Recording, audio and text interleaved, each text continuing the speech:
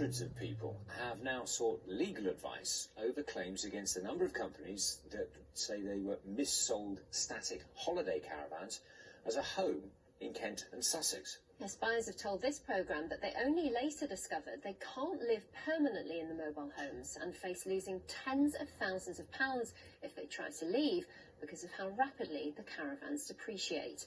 But holiday parks insist that buyers are told up front. James Dunn has this exclusive report. Sold, he says, on the dream of an everlasting holiday. George says he's now facing yet another unhappy winter within these walls. I feel trapped here. George bought his caravan in New Romney for £59,000 and claims it was missold as somewhere he can live. But he's signed a contract saying he can't use it as a permanent home. He now wants to leave, but was offered just £17,000 to sell it back to the park. I don't sleep of a night time because when I think about the pair of us worked out all their life for that type of money, it's heartbreaking. People have lost everything. Park Holidays, which runs the site where George lives, says there's a rigorous process to ensure the proper use is understood by all purchasers. But Marion Keane claims she too was misled when she bought her static caravan in 2016.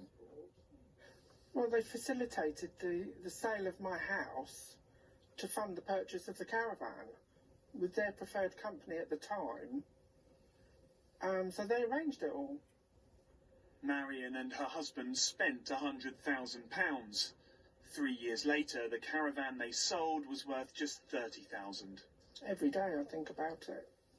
And every day I wonder about the future.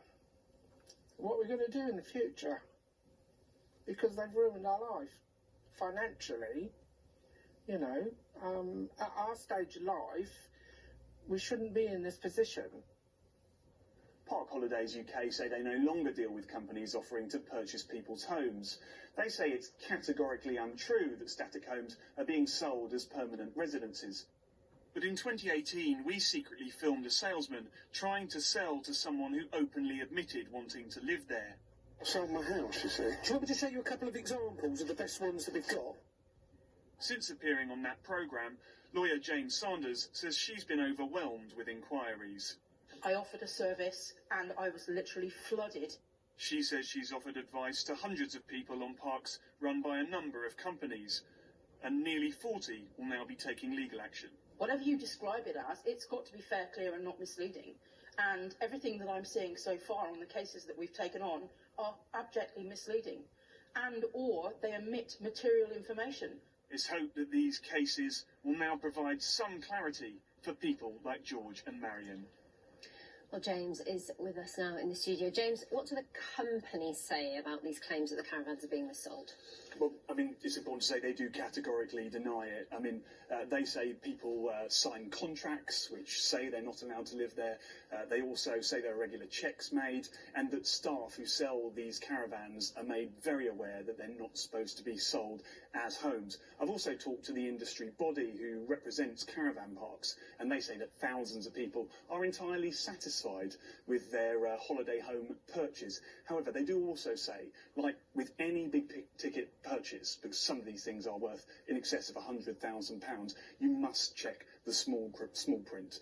No surprise that the same advice comes from consumer groups, and what they're really saying is that always check the T's and C's, because really, if you do have a problem, the devil is in the detail. What's down there in black and white is what will dictate what rights you have. James, thank you.